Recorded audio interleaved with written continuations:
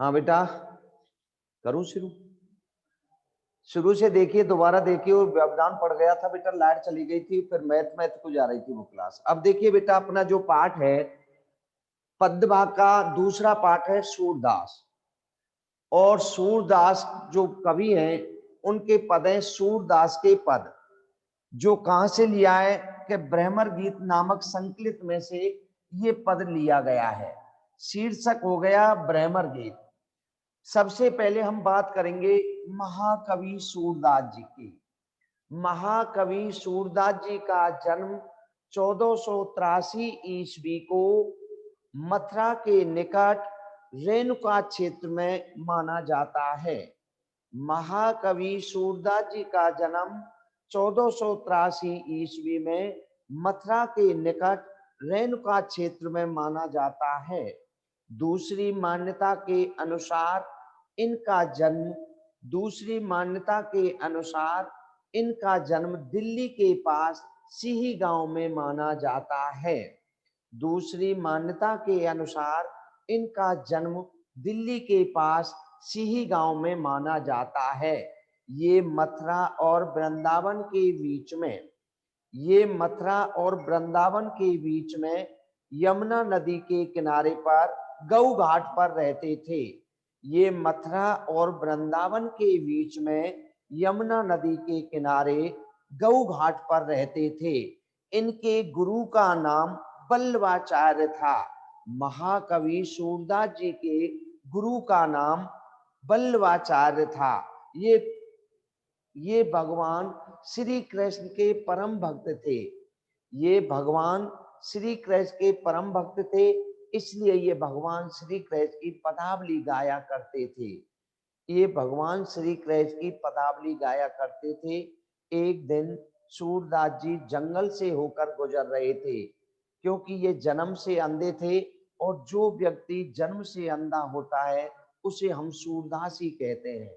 जब ये एक दिन जंगल से होकर गुजर रहे थे तो अचानक ये एक कुएं में गिर पड़ते हैं अंधे होने के कारण। और भगवान श्री कृष्ण से प्रार्थना करते हैं, भगवान श्री कृष्ण की वंदना करते हैं। तो स्वयं श्री कृष्ण भगवान इनकी सहायता के लिए प्रकट होते हैं और इन्हें कुएं से बाहर निकाल करके इन्हें आंखों की ज्योति प्रदान करते हैं। जब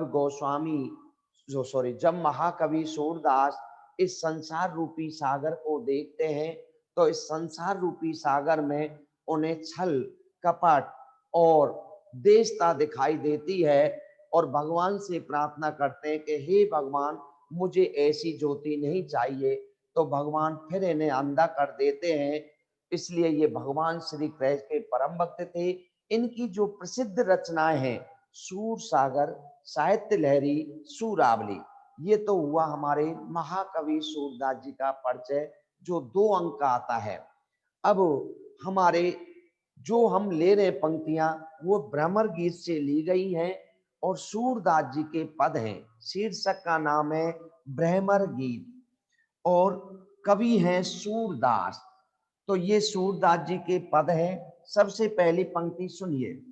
हमारे हरि हारिल की लकड़ी, लकड़ी का अर्थ होता है लकड़ी, हरि माने होता है भगवान, और हारिल एक पक्षी होता है।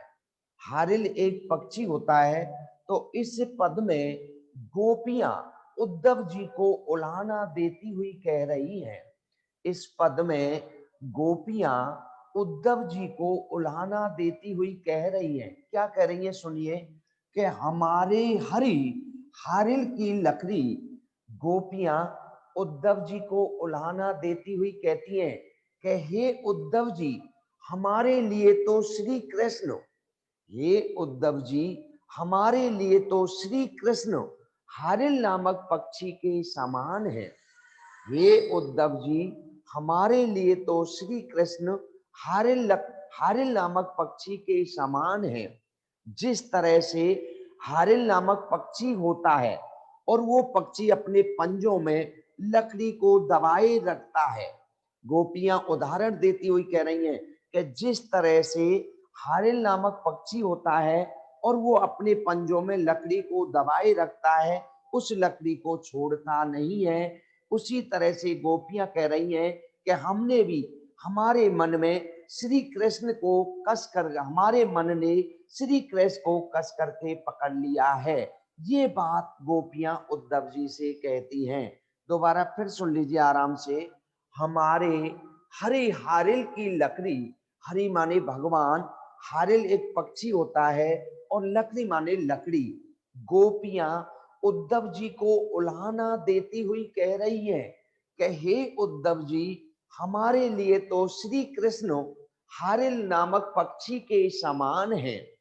जिस प्रकार हारिल नामक पक्षी अपने पंजों में लकड़ी को दबाए रखता है, उस लकड़ी को छोड़ता नहीं है, उसी तरह से हमने हमारे मन में श्री कृष्ण के, हमने हमारे मन में, हमारे मन ने श्री कृष्ण को कस करके पकड़ लिया है। अब हम उन्हें छोड़ने वाली नहीं है। ये बात गोपियां उद्धव से कहती हैं। दूसरी लाइन देखिए। मन मन से, बच बचन से, नंद नंदन, नंद का लाला, नंद का बेटा श्री कृष्ण, उर हृदय, दृढ़ निश्चय, पकड़ी माने पकड़ना, पकड़ी माने पकड़ना, दृढ़ माने निश्चय, उर माने हृदय, नंद नंदन, नंद का लाला श्री कृष्ण, बच माने बचन से। अब गोपियां क्या कह रही हैं सुनिए। मन बच क्रम नंद नंदन सो, उर यह दृढ़ करी पकड़ी। गोपियां उद्धव से कह रही हैं कि हे उद्धव जी, हमने मन से, वचन से, क्रम से यह निश्चय कर लिया है कि नंद के लाला को हमारे हृदय ने कस करके पकड़ लिया है। गोपियां उद्धव से कहती हैं कि हे उद्धव जी, हमने मन से, वचन से, क्रम से नंद के लाला को हमारे हृदय ने कस करके पकड़ लिया है, और अब हमने यह भी निश्चय कर लिया है कि अब हमारा हृदय उन्हें छोड़ने वाला नहीं है। ये बात गोपियां उद्धव जी से कहती हैं। तीसरी लाइन सुनिए बेटा। जागत सोबत, जागत सोबत सपने सौमुख, काना काना जकरी। जागत सोबत सपने सौमुख, काना काना जकरी। गोपियां उद्धव से कहती हैं कि हमारा मन तो सोते जागते रात दिन काना ही काना की रट लगाए रहता है। हे उद्धव जी, गोपियां उद्धव को उल्हाना देती हुई कह रही हैं कि हे उद्धव जी, हमारा मन सोते जागते रात दिन सपने में भी काना ही काना की रट लगाए रहता है। ये बात गोपियां उद्धव जी से कह रही हैं। तीसरी बात, अगली लाइन सुनिए।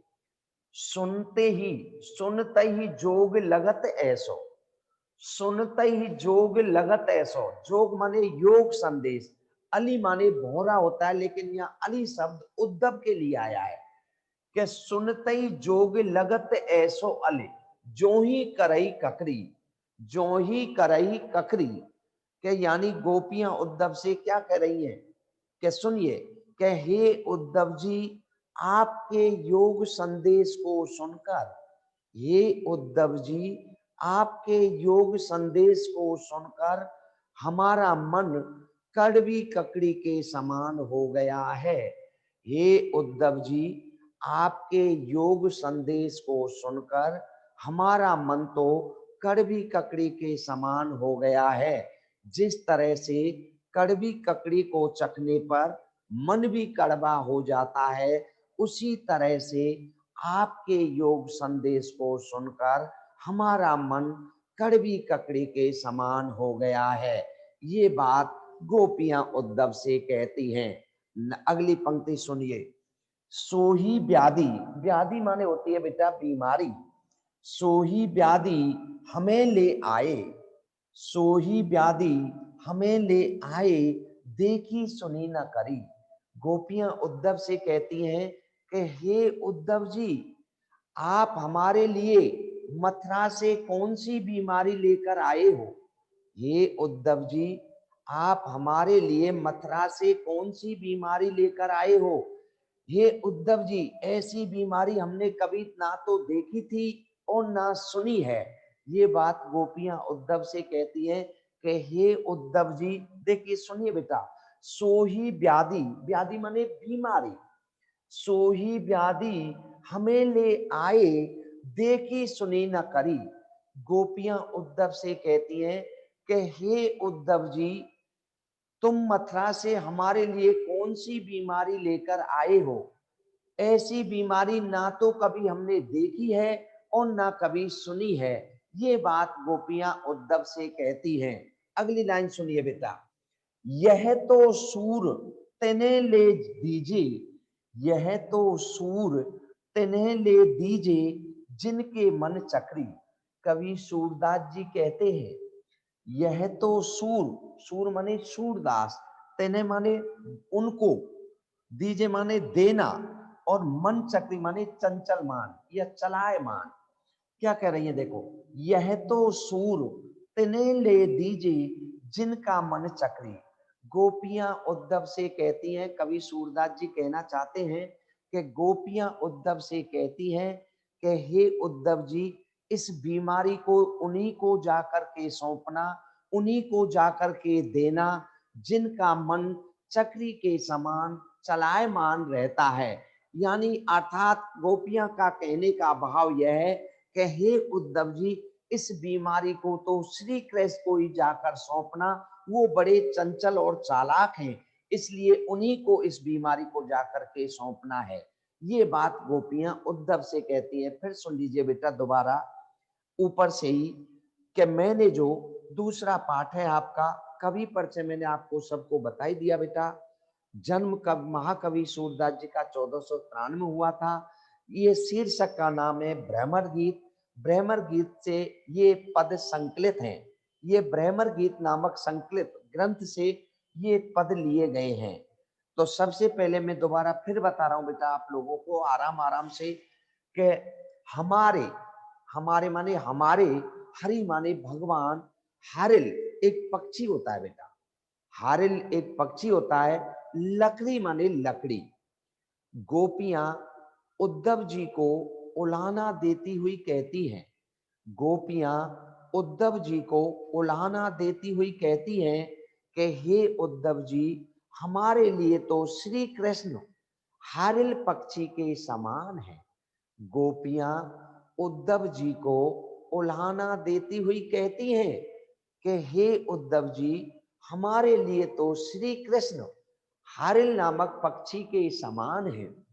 जिस तरह से हारिल नामक पक्षी अपने पंजों में लकड़ी को दबाए रखता है, उस लकड़ी को छोड़ता नहीं है, ऐसे ही गोपियां कहती हैं हमने भी हमारे मन में श्री, हमने भी हमारे मन ने या हृदय ने श्री कृष्ण को कस करके पकड़ लिया है, अब हमारा हृदय उन्हें छोड़ने वाला नहीं है। ये बात गोपियां उद्धव से कहती हैं कि हमारे हरे हारिल की लकड़ी, के गोपियां उद्धव से क्या कहती हैं, हे उद्धव जी, हमारे लिए तो श्री कृष्ण हारिल नामक पक्षी के समान है। जिस प्रकार हारिल नामक पक्षी अपने पंजों में लकड़ी को दबाए रखता है, लकड़ी को छोड़ता नहीं है, उसी तरह से हमारे हृदय ने श्री कृष्ण को भी कस करके पकड़ लिया है, अब हमारा हृदय श्री कृष्ण को छोड़ने वाला नहीं है।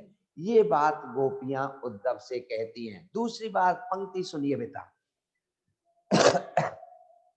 मन बच क्रम नंद नंदन। नंद नंदन का अर्थ है बेटा नंद का लाला, और नंद का लाला है श्री कृष्ण। सो उर माने हृदय, दृढ़ माने निश्चय, करी माने करी पकड़ी, मतलब निश्चय करके हमने पकड़ लिया, पकड़ी माने पकड़ना। तो मन वच क्रम नंद नंदन सो उर यह दृढ़ करी पकड़ी। गोपियां उद्धव से कहती हैं कि हे उद्धव जी, हे उद्धव जी, हमने मन से, हमने मन से, वचन से, क्रम से हमारे हृदय ने नंद के लाला को, नंद के बेटा को कस करके पकड़ लिया है। अब हमारा मन, हमारा हृदय अब नंद के लाला को छोड़ने वाला नहीं है। ये बात गोपियां उद्धव से कहती हैं, क्या कहती हैं? मन बच क्रम नंद नंदन सु और यह दृढ़ कर पकड़ी। दृढ़ माने निश्चय, पकड़ी माने पकड़ना, बच माने वचन से, उर माने हृदय, नंद नंदन माने नंद का बेटा, नंद का लाला। तो गोपियां उद्धव से क्या कहती हैं? मन से, वचन से और हृदय से हमने नंद के लाला को कस करके पकड़ लिया है और यह निश्चय कर लिया है कि अब हमारा हृदय उन्हें छोड़ने वाला नहीं है। ये बात गोपियां उद्धव से कहती हैं। तीसरी लाइन सुनिए बेटाओ कि जागत सोबत सपने सौमुख काना काना झकरी। जागत सोबत सपने सौमुख काना काना झकरी। गोपियां उद्धव से कहती हैं कि हे उद्धव जी, हमारा मन तो सोते जागते रात दिन सपने में भी काना ही काना की रट लगाए रहता है, काना ही काना को पुकारते रहता है। गोपियां ये बात उद्धव जी को कह रही है कि हे उद्धव जी, हमारा मन तो सोते जागते रात दिन सपने में भी काना ही काना की रट लगाए रहता है, काना ही काना का जप करता है, काना ही काना को पुकारता रहता है। ये बात गोपियां उद्धव जी से कहती हैं। अगली लाइन देखिए बेटा, सोही व्याधि हमें ले आए, सोही व्याधि हमें ले आए, व्याधि माने बीमारी, सोही व्याधि हमें ले आए, देखी सुनी न करी। उद्धव जी से गोपियां कहती हैं कि हे उद्धव जी, तुम हमारे लिए मथुरा से कौन सी बीमारी लेकर आए हो? गोपियां व्याधि माने होती है बेटा बीमारी। गोपियां उद्धव से कहती हैं कि हे उद्धव जी, तुम हमारे लिए मथुरा से कौन सी बीमारी लेकर आए हो? ऐसी गोपियां क्या कहती हैं? ऐसी बीमारी हे उद्धव जी ना तो कभी हमने सुनी थी और ना कभी देखी थी। फिर सुन लीजिए बेटा, सोही व्याधि हमें ले आए, देखी सुनी न करी। व्याधि माने बीमारी। गोपियां उद्धव से कहती हैं कि हे उद्धव जी, तुम हमारे लिए मथुरा से कौन सी बीमारी लेकर आए हो? ऐसी बीमारी ना तो कभी हमने देखी थी और ना कभी सुनी है। ये बात गोपियां उद्धव से कहती हैं। अंतिम पंक्ति सुनिए बेटा, यह तो सूर माने सूरदास, तिन्हीं ले दीजिए, तिन्हीं ले दीजिए, दीजिए माने देना या सौंपना। यह तो सूर तिन्हीं ले दीजिए जिनके मन चक्री, चक्री माने चलायमान चंचल। तो कवि सूरदास जी कहते हैं, अंतिम पंक्ति में सुनिए बेटा, कवि सूरदास जी कहते हैं कि गोपियां उद्धव से कहती हैं कि हे उद्धव जी, इस बीमारी को तो उन्हीं को जाकर के सौंपना जिनका मन चक्री के समान चलायमान रहता है। सूरदास जी कहते हैं कि गोपियां उद्धव से कहती हैं कि हे उद्धव जी, इस बीमारी को तो उन्हीं को जाकर सौंपना जिनका मन चक्री के समान चलायमान होता है। अर्थात कहने का भाव यह गोपियों का कि हे उद्धव जी, इस बीमारी को तो श्री कृष्ण को ही जाकर सौंपना, वो बड़े चालाक हैं, बड़े तेज हैं, इसलिए उन्हीं को इस बीमारी को जाकर के सौंप देना।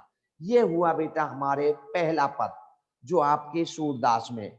अब बेटा देखिए, इसकी हम सह प्रसंग व्याख्या कैसे करते हैं, इसकी हम सह प्रसंग व्याख्या कैसे करते हैं ये आपको देखना है। आपके सामने आप अपनी अपनी कॉपी पेन ले लीजिए सामने बेटा, मैं जैसे बताता हूं वैसे। ये मैंने पद पढ़ा दिया आपको। देखिए बेटा, ये जो पंक्तियां देख रही होंगी मैं इनको एक बार बोलूंगा, आप ध्यान से सुन लो जब तक आप अपनी सामने कॉपी पेन रखना। कि हमारे हर हालत की लकड़ी मन वच क्रम नंद नंदन सु यह दृढ़ करी पकड़ी। जागत सोबत सपने सौमुख काना काना जकरी।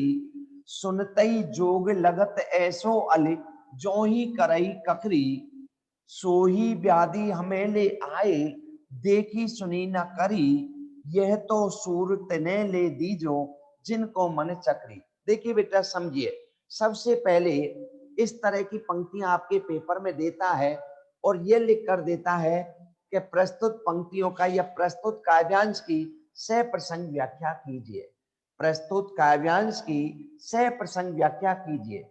देखिए बेटा, सह प्रसंग व्याख्या के लिए पद्य भाग में, काव्य खंड में सबसे पहले हमें, मैं जैसे बता रहा हूं, संदर्भ लिखना पड़ता है। सॉरी, सबसे पहले संकेत लिखेंगे हम। संकेत, संकेत लिखने के बाद इसे अंडरलाइन करो। अंडरलाइन करके एक छोटा सा विवरण चिन्ह लगाओ। जो आपकी पहली पंक्ति है, पहली पंक्ति के 2 या 3 शब्द लिखो। जैसे मैं लिख रहा हूं, हमारे हरि हारिल, मैंने ये शब्द लिख दिया। अब डैश डैश लगा दो। डैश डैश लगा करके अब आपको क्या करना है, अंतिम पंक्ति के अंतिम 2 या 3 शब्द, अंतिम पंक्ति के अंतिम 2 या 3 शब्द जिनके मन चक्री, जैसे हमने लिख दिया जिनके मन चक्री। अब पूर्ण विराम। सबसे पहले सप्रसंग व्याख्या के लिए संकेत लिखते हैं। संकेत का मतलब होता है इशारा। आप इशारा कर रहे हो कि हम इन पंक्तियों की सप्रसंग व्याख्या कर रहे हैं, तो संकेत आपने लिख दिया। अब आपको क्या करना है बेटा, संकेत के बाद शब्दार्थ लिखना है। शब्दार्थ, इसको भी अंडरलाइन करो, एक योजक चिन्ह लगाओ, विवरण चिन्ह। अब इसमें से जो आपको इन पद भाग में या इन पंक्तियों में से जो जो शब्द आपको सरल लगते हैं, 2 3 4 5, इतने 2 लिख दो, 3 लिख दो, 4 लिख दो, 5 लिख दो। जैसे हमने लिखा, इनमें आपको जो उर बराबर का निशान लगाओ बेटा। उर माने हृदय, अर्थ लिखकर तुरंत पूर्ण विराम लगाओ। अब कोई आपका सरल सा दूसरा शब्द देखिए, जो आपको अच्छा लगे, अच्छा लगे उसे लिखिए। हमने लिख दिया लकड़ी, लकड़ी का बराबर कर लकड़ी, पूर्ण विराम लगा दो। मेरा कहने का मतलब है 2 3 4 5 जो भी आपको अच्छे लगते हैं, सरल लगते हैं, उन शब्दों शब्द लिखो और उनका अर्थ लिखो। ये मैं सह प्रसंग व्याख्या बता रहा हूं। सबसे पहले संकेत, संकेत के बाद शब्दार्थ। अब आएगा बेटा संदर्भ।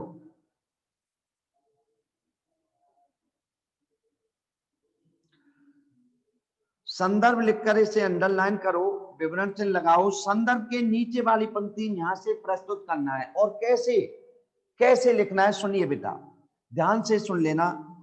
जैसे मैं इन पंक्तियों के बारे में बता रहा हूं कि प्रस्तुत काव्यांश, प्रस्तुत काव्यांश हमारी हिंदी पाठ्य पुस्तक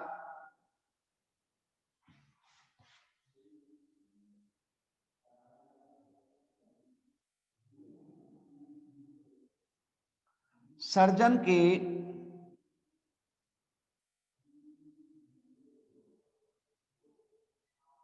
ब्रह्मर गीत अब ऐसा करना है, ये ब्रह्मत गीत जो शीर्षक है इसको ऐसे करना है या अंडरलाइन करना है। ब्रह्मर गीत नामक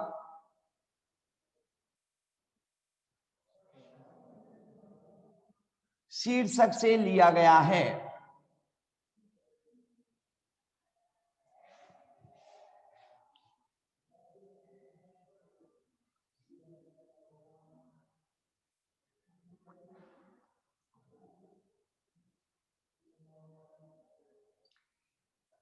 इसके रचनाकार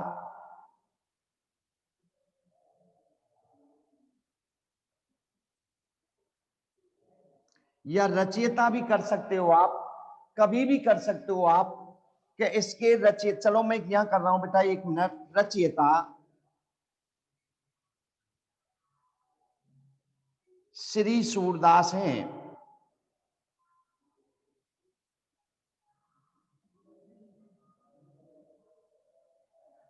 अब इसके बाद आपको क्या करना है बेटा, मेरी बात ध्यान से सुनिए। संदर्भ में पाठ का नाम, कवि का नाम देख ले भाई, कवि की 2 रचनाएं आना अनिवार्य है, ये सभी सुन लेना।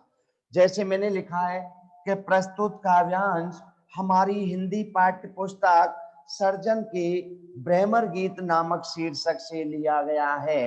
इसके रचयिता श्री सूरदास जी हैं। अब आगे देखिए बेटा मैं क्या लिख रहा हूं, सूर सागर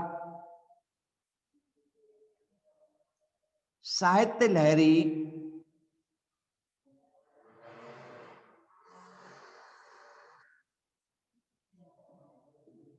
सूर सागर साहित्य लहरी इनकी उल्लेखनीय रचनाएं हैं। उल्लेखनीय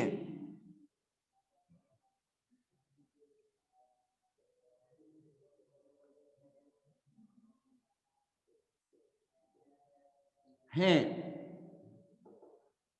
ये देखिए बेटा, ये संदर्भ के अंदर आना जरूरी है। मैंने आपकी एक कॉपी देखी थी पहले, आपको भेजा गया है, उसमें दोनों समान लिखे हुए हैं, संदर्भ और प्रसंग। प्रसंग का अर्थ होता है बेटा किस विषय पर, किस बात पर, किस विषय पर प्रसंग चल रहा है। प्रसंग के अंदर तो वही बात आती है। संदर्भ के अंदर किताब का नाम लिखें तो लिख दो, नहीं पाठ का नाम, कवि का नाम और कवि की 2 रचनाएं आती हैं हमेशा संदर्भ के अंदर। तो मैंने जैसे लिखा है सुनिए, सबसे पहले मैंने संकेत लिखा। संकेत में पहली पंक्ति के 2 या 3 शब्द और अंतिम पंक्ति के अंतिम 2 या 3 शब्द। संकेत का अर्थ होता है इशारा। उसके बाद मैंने लिखा है शब्दार्थ। कोई भी आपको पंक्ति में 2-3 शब्द अच्छे लगते हैं जिनका अर्थ मालूम हो, उन्हें आराम से लिख दीजिए। फिर लिखोगे आप संदर्भ। संदर्भ के अंदर लिखोगे प्रस्तुत काव्यांश हमारी हिंदी पाठ्य पुस्तक सर्जन के ब्रह्मर गीत नामक शीर्षक से लिया गया है। इसके रचनाकार श्री सूरदास हैं। सूर सागर साहित्य लहरी उनकी उल्लेखनीय रचनाएं हैं। ऐसे लिखोगे, सूर सागर साहित्य लहरी उनकी उल्लेखनीय रचनाएं हैं। अब इसके बाद में आएगा प्रसंग। हो गया क्या, देखना टाइम हो गया बेटा, हो गया, देख है ना इन करना तो जानता नहीं तो क्या कर रहा है, तेरे को बता रहा हूं यूं कर रहा है मोह। राकेश जी यही है, मैं यूं कर रहा है, मैं जानता ही नहीं। हो गया, हो गया, क्यों, अच्छा वही तो कह रहा हूं। अब इसके बाद आता है बेटा प्रसंग। देखिए मैं साफ कर रहा हूं इनको।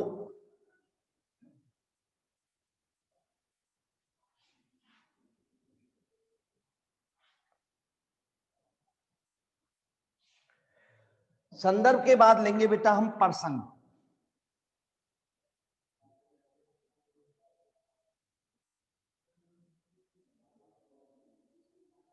इसके नीचे से लिखोगे। अब प्रसंग में हमेशा क्या आता है कि किस विषय पर प्रसंग हो रहा है। अपन गांव की भाषा में कहते हैं, आपस में कह भी देते हैं क्या प्रसंग चल रहा है भाई, किसके बारे में बात हो रही है। इसलिए संदर्भ के अंदर तो ये चीज नहीं आएगी, प्रसंग के अंदर आएगा। हम लिखेंगे प्रस्तुत पंक्तियों में गोपियां उद्धव जी को श्री कृष्ण के बारे में उल्हाना देती हुई कह रही हैं कि हे गोपियां उद्धव जी को श्री कृष्ण के बारे में उल्हाना दे रही हैं और अपने मन की व्यथा को उद्धव जी से कह रही हैं। ये प्रसंग हो गया। ये प्रसंग चल रहा है गोपियां और उद्धव के मध्य में। तो वही प्रसंग के अंदर आएगा जो पंक्तियों में जिस विषय पर प्रसंग चल रहा है, वही जिस विषय पर बात हो रही है, वही विशेष बात प्रसंग के अंदर आती है। तो हम लिखेंगे यहाँ पर कि प्रस्तुत पंक्तियों में गोपियां उद्धव जी को उल्हाना देती हुई कह रही हैं। वो गोपियां उद्धव जी को उल्हाना दे रही हैं और वो अपने मन की पीड़ा को उद्धव जी के सामने प्रकट कर रही है। ये बात आएगी आपकी प्रसंग के अंदर। उसके बाद आएगा बेटा व्याख्या। व्याख्या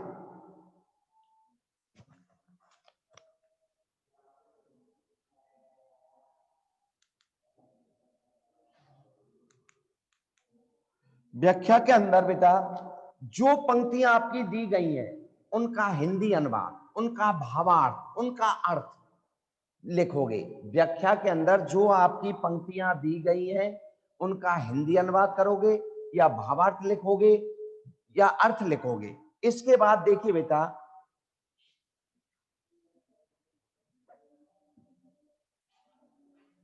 अब आएगा काव्य सौष्ठव।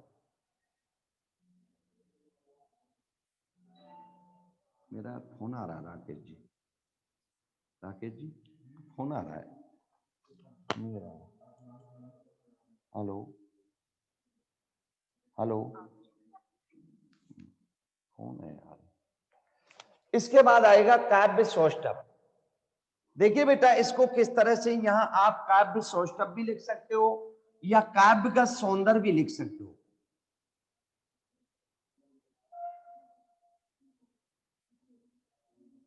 सौंदर्य जो अंतिम है आपके व्याख्या के बाद पद्यांश की व्याख्या में, गद्यांश की में नहीं। अरे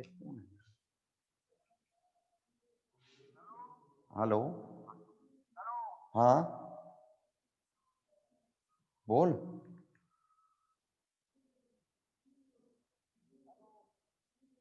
हाँ बोलो, आप कौन हो?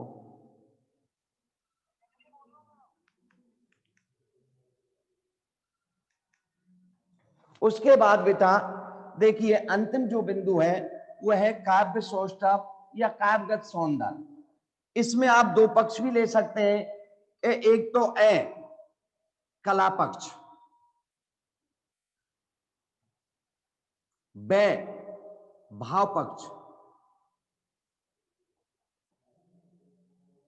इसमें दोनों पक्ष ले सकते हैं। अब देखिए अगर आप इन पक्षों में लिखना चाहें तो लिख सकते हैं, नहीं सीधा भी आप लिख सकते हैं। कैसे लिख सकते हो? देखिए हमने लिखा या काव्य सौष्ठव या काव्यगत सौंदर्य। पहला बिंदु लिखा देखो कि प्रस्तुत पंक्तियों में ब्रज भाषा प्रयुक्त हुई है। प्रस्तुत पंक्तियों में ब्रज भाषा प्रयुक्त हुई है। नंबर 2, प्रस्तुत पद्यांश में अनुप्रास अलंकार की छटा दर्शनीय है। प्रस्तुत पद्यांश में अनुप्रास अलंकार की छटा दर्शनीय है। नंबर 3 सुनिए बेटा, 4-5 बिंदु आप आराम से लिख सकते हो। नंबर 3 में सुनिए बेटा, नंबर 3 में क्या लिखना है कि प्रस्तुत पंक्तियों की भाषा, प्रस्तुत पंक्तियों की भाषा सरल, सहज एवं प्रभावपूर्ण है। प्रभावपूर्ण है नंबर 4 में, 3 में। और नंबर 4 में आप लिख सकते हो कि प्रस्तुत पंक्तियों में गोपियां अपने प्रेम रूपी व्यथा को उद्धव जी के सामने प्रकट कर रही हैं। तो इस तरह से आप 150 शब्दों में सह प्रसंग व्याख्या करेंगे। सबसे पहले फिर सुन लीजिए, मैंने सबसे पहले लिखा संदर्भ, संकेत, संकेत के बाद लिखा संदर्भ, संदर्भ के बाद लिखा प्रसंग, प्रसंग के बाद लिखा मैंने व्याख्या, और व्याख्या के बाद आया है काव्यगत सौंदर्य। इसमें आप भाषा शैली, अलंकार, गुण, रस, दोष जो भी है व्याकरण टिप्पणी आराम से कर सकते हैं। इस तरह से 150 शब्दों में आपकी सह प्रसंग व्याख्या की जाती है। लेकिन यह ध्यान रखना कि संदर्भ के अंदर पाठ का नाम, कवि का नाम और कवि की 2 रचनाएं आनी चाहिए। प्रसंग में जो पंक्तियों में विशेष बात कही गई है वही बात प्रसंग के अंदर आती है, और व्याख्या में जो पंक्तियां दी गई हैं उनका भावार्थ, उनका अर्थ, उनका अनुवाद होता है। और अंतिम बिंदु है आपका काव्य सौंदर्य या काव्य सौष्ठव। कोई एक लिख सकते हैं। इसमें आप भाषा शैली, अलंकार, गुण, रस, दोष जो भी है और विशेष क्या बात कही गई है उन चीजों को इसमें आप लिख सकते हैं। ये आपकी सह प्रसंग व्याख्या हो गई बेटा। ले मेरा फोन आ रहा है यार, ये फोन खा हट ना भाई।